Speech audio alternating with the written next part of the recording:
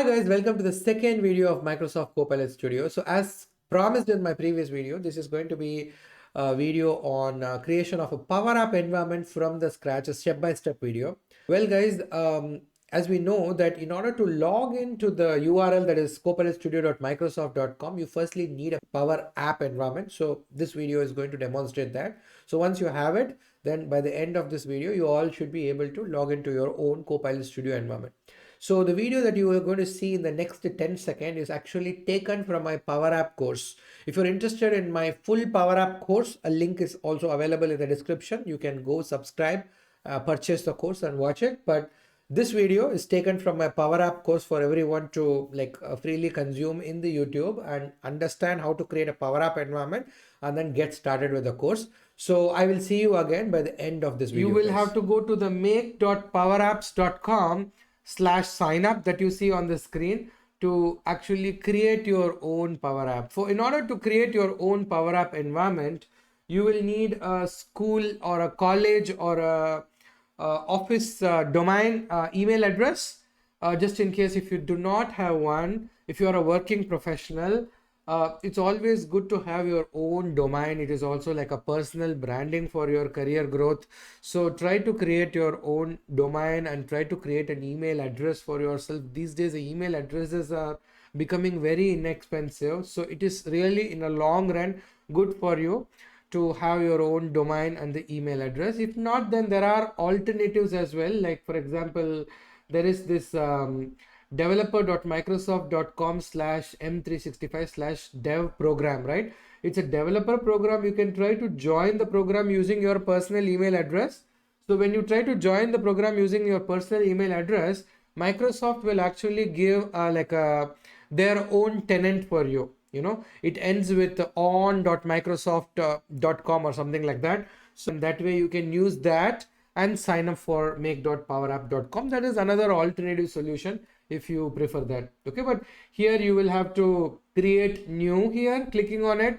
And once you create new, it will ask for your email address. You will have to enter your personal email address here and go ahead and get your tenant ID, and then go ahead and use that and create a Power Platform. I believe this subscription will also automatically give you access. You can use the same username, password, and log in directly into the make.powerapp.com. Okay, so these are different options. So let me right now use my company credentials, that is the domain that I have, to sign in.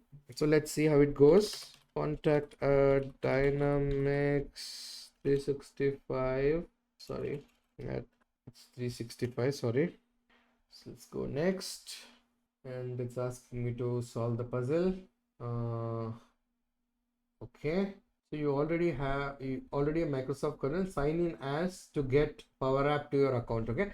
You might get the similar thing if you already have signed up in the dev community. Okay, so let me maybe go and sign this in. Let me put my password. Let me mask it and go ahead with it. It is sending me the OTP. So because it's a Microsoft account, it is associated with the phone number. So let me go ahead and key in the OTP. I verified the code. So then I am going to, okay, so I'm going to sign in now. It is very simple, guys. All you need is to have a Microsoft account. Either you have your own domain or try to create an account using the developer program that I've just showed you. So then you will just get signed in, and the system will provision you with a Power Platform account. So once you get the Power Platform account, then we will go inside the account and create our own environment. Every Power Platform account will come with a default environment, but let us see how it goes. Let me pause the recording here and then resume once this successfully signed me in. Okay, now it is asking me for my account information. I'm going to choose US here And then I'm going to just give some job role, let's say consultant, and let me give a business phone number, and then I'm saying okay, get started. It's normally a bit slow, it's taking some time. Okay, right now it says that thanks for signing up, get started. So let's click. It hardly took around just that the internet is slow, it hardly took around 5 minutes for us to go and get a Power Platform environment. So the system is provisioning us with an environment. You're already having this screen with you based on your office tenant, your company's tenant, or your colleague's tenant. Then you really do not need to do all the steps I have done so far. This is kind of only for those who do not have any access to a Power Platform environment. So once you have it on the top here, if you click on it, the system will by default actually show an environment. So this is called as a default environment. Whenever you provision a new environment, the system always creates a default environment by themselves. The default environment will also have some unmanaged solutions in them. The default environment will have all the features of like a sandbox production environment. But the default environment is a kind of an environment where everybody who are the users of the environment will be having access to it because they are default by default. So we really, as a best practice, do not encourage you to create solutions or power apps directly in the default environment. Instead of using a default environment, even if you are having your own Power Platform environment and you are sitting on a default Power Platform login, and you're sitting on a default environment in the Power Platform login, it's better to avoid using this and create your own environment. Okay, so let us try to create your own environment. Now that I have signed up for this environment, I will also have access to the admin center. Just in case if you are using your office, your company's Power Platform profile, then for some cases, they will restrict access to the admin center. So you may not have access to the admin center. In such cases, you may seek support of your IT to go ahead and create an environment. But in my case, since I have created this environment from the scratch, I'm going to go to the admin center. This is Power Platform admin center. This is like a new admin center. So just in case this is turned off or turned on, do not get confused. If it's turned off, it's a classic admin center view. Admin center used to look a little differently. You know that the Microsoft is constantly changing so many different things within the Power Platform admin center and even within make.powerplatform.com. So I'm going to use anyways the newer admin center because I suspect the older ones would be soon deprecated. So let's explore the new admin center look. So here you have so many different icons. So click on this manage icon. That's where you will have all the environments listed. So in the environment tab, currently we only have this default environment. The default environment type is also default. So I'm going to now go ahead and hit on the new button and create an environment. Here you can name anything. So usually as a best practice, we name something very meaningful, like this particular environment is created for any specific business unit or any specific operations. You mention the business unit name underscore what type of environment. Is it a sandbox? Is it a production? Is it like a UAT test environment or a SAT test environment? So it's better to meaningfully name this environment.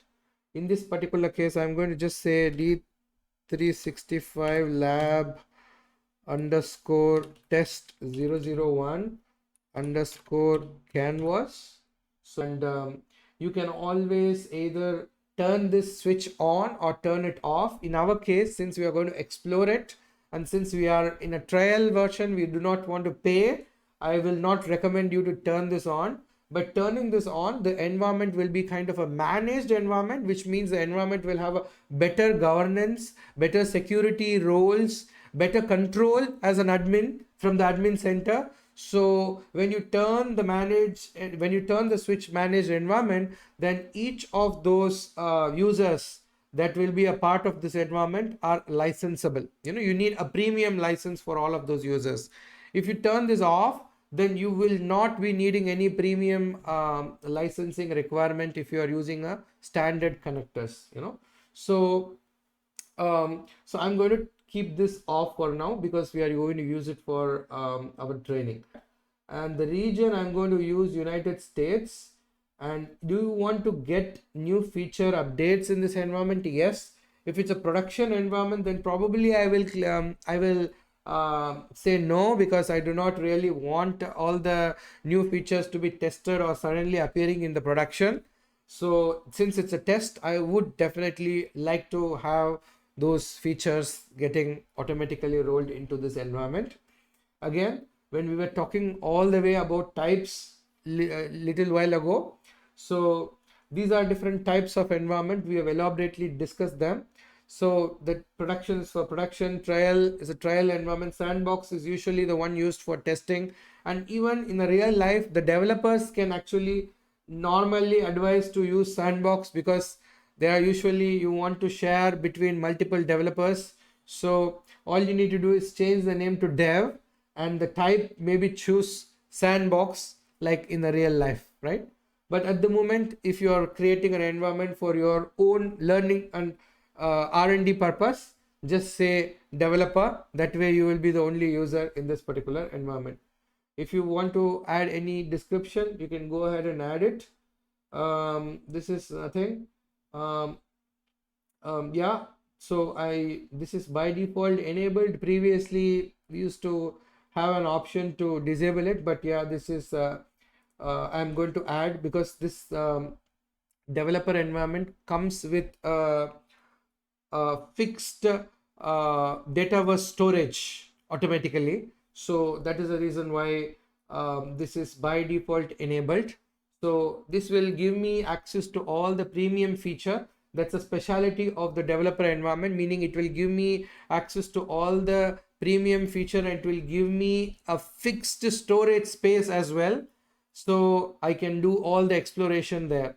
But in the case of a sandbox environment, you will be able to just enable it, right? It can be enabled, and in this particular case, you may need to have a minimum capacity storage requirement, and you will be able to add any number of environments depending on the storage capacity. So you can like scale to any level as you wish, right?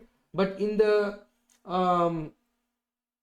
developer environment, the storage limit is always fixed. I'm going to click on that button.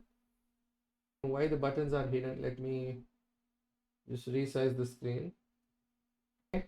So right now I'm going to go with this, and then I will be changing this to USD. Up, I think, Malaysia, because when I registered my domain, I was based out of that country, so it's like automatically picking it from that one, I think so. But I prefer to have USD here, so that later on we are going to do a lot of projects, so it's going to be easier that way. And you can also make changes to the URL, how you want the URL to look like. By clicking on it, you can make changes. I would also like to have some sample data in it, and I think that's good. So just go and save it. So now you have your environment, which is a developer environment, which will have a fixed storage space, I believe 2 GB space, with the Dataverse provision. And this particular environment will give you free access to all the premium features that are available, all the premium connectors as well. So right now it says preparing. It's a developer environment. This is a default one. Okay, so let it run for a while. So after a while, it will change itself from preparing mode to ready mode. So once it's turned to ready, then we are pretty much good to go. Then we can go ahead, use this environment for our training. Hi guys, welcome back again.